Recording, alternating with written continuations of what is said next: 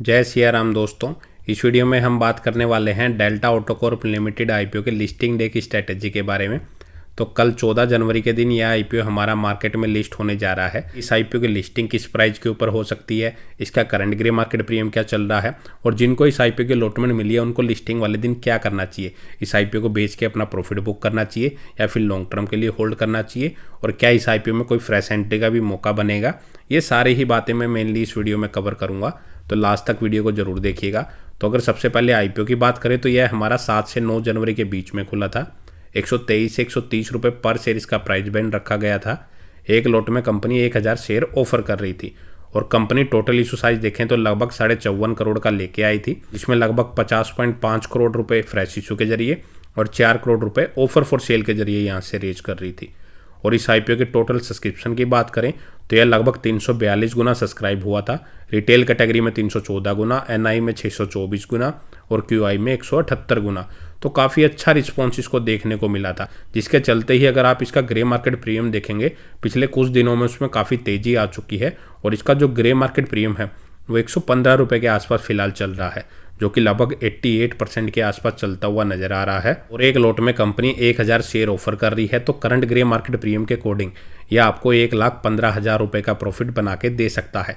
तो अगर आपको इसकी अलॉटमेंट मिली है तो आप मान के चल सकते हैं 1 लाख से ज़्यादा का रिटर्न आपको ईजिली ये लिस्टिंग वाले दिन बना के दे देगा। इस आईपीओ की अगर हम लिस्टिंग देखें तो वो कहाँ पे हो सकती है, तो करंट ग्रे मार्केट प्रीमियम के अकॉर्डिंग तो यह हमें फिलहाल 245 रुपये के आसपास लिस्ट होता हुआ नजर आ रहा है। लेकिन पिछले कुछ दिनों में मार्केट का जो मूड है वो काफ़ी नेगेटिव बना हुआ है, तो आईपीओ के जो ग्रे मार्केट प्रीमियम है उनमें थोड़ी गिरावट देखने को मिल रही है।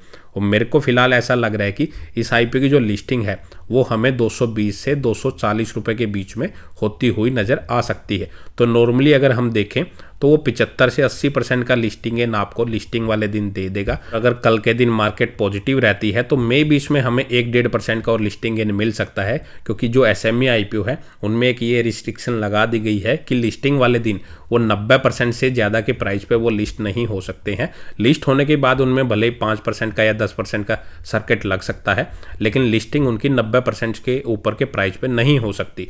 तो इसकी आईपीओ की अगर हम लिस्टिंग भी देखें तो मैक्सिमम जो लिस्टिंग है वो 88.5% का भी फिलहाल ग्रे मार्केट प्रीमियम चल रहा है। तो अगर 1-1.5% ऊपर भी होती है तो वो 90% के आसपास होती हुई नजर आ सकती है, जो कि अगर हम मान के चले वो 247 या 248 रुपये के आसपास हो सकती है। तो इस आईपीओ की जो लिस्टिंग है वो इन्हीं प्राइस के आसपास हो सकती है। बात आती है कि जिनको इस आईपीओ की अलॉटमेंट मिली है वो क्या करें। तो अगर आपने सिर्फ लिस्टिंग गेन के लिए अप्लाई किया है तो इजिली आपको ये 1 लाख से ज्यादा का प्रॉफिट बना के दे रहा है, तो आप अपना प्रॉफिट बुक कीजिए और इसमें से बाहर निकलिए। अगर मैं होता तो मैं तो इसको लॉन्ग टर्म के लिए होल्ड नहीं करता।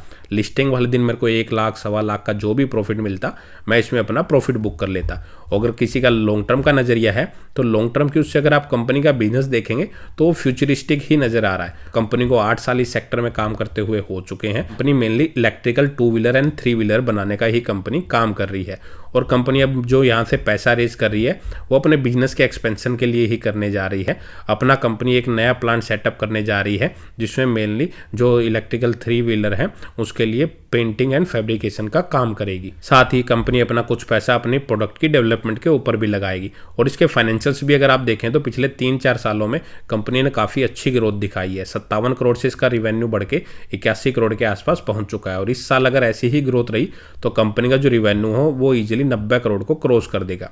कंपनी की प्रॉफिटेबिलिटी भी ठीक ठाक नजर आ रही है। 4.25 करोड़ से उसका प्रॉफिट बढ़ के 8.25 करोड़ का हो चुका है, और इस साल भी कंपनी अगर ऐसी ही ग्रोथ रही तो वो इजीली 9 करोड़ के प्रॉफिट को अपना क्रॉस कर सकती है।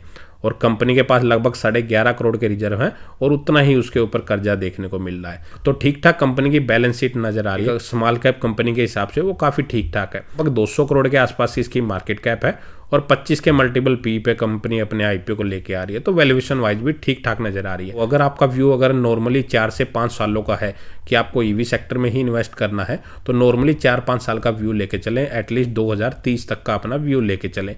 तो आने वाले टाइम में गवर्नमेंट की ईवी से रिलेटेड जो पॉलिसियाँ आएगी मे भी उन पॉलिसियों का जो फायदा है वो इन कंपनियों को मिल सकता है। तो आने वाले टाइम में ये कंपनियां काफ़ी अच्छी ग्रोथ दिखा सकती हैं। बाकी फाइनल चॉइस आपकी है, जो भी अपना डिसीजन ले अपना रिस्क एनालिसिस करने के बाद ही ले। तो फ्रेश एंट्री की भी अगर हम बात करें तो अब पहले जब ये IPO अप्लाई किया था तो 1,30,000 रुपये का इसका एक लोट था। अब नॉर्मली अगर ये 90% के प्रीमियम पे लिस्ट होता है तो एटलीस्ट इसका जो प्राइस है वो 2.5 लाख के आसपास हो जाएगा। तो आप इतने पैसे के साथ इतना रिस्क ना ले। न्यूली लिस्टेड ये कंपनी है और SME IPO ऊपर से है, लिक्विडिटी भी काफ़ी कम होती है, जिनमें शेयर सेलिंग में कई बार इशू आ जाते हैं। और उस हिसाब से अगर हम देखें न्यूली लिस्टेड कंपनी में वॉलेटिलिटी भी काफ़ी ज़्यादा होती है और मार्केट का सेंटीमेंट नेगेटिव ही बना हुआ है। अगर इसमें बाई चांस प्रॉफिट बुकिंग आती है तो आपको लॉस का सामना भी करना पड़ सकता है। तो उस कंडीशन में आप फ्रेश एंट्री को अवॉइड ही करें तो बेटर रहेगा। जो भी अपना डिसीजन ले अपना सोच विचार करके ही ले, ऐसे हड़बड़ी में कोई डिसीजन ना ले। तो इस वीडियो में इतना ही। अगर आपको वीडियो अच्छी लगे तो वीडियो को लाइक करें और चैनल को सब्सक्राइब करना ना भूलें।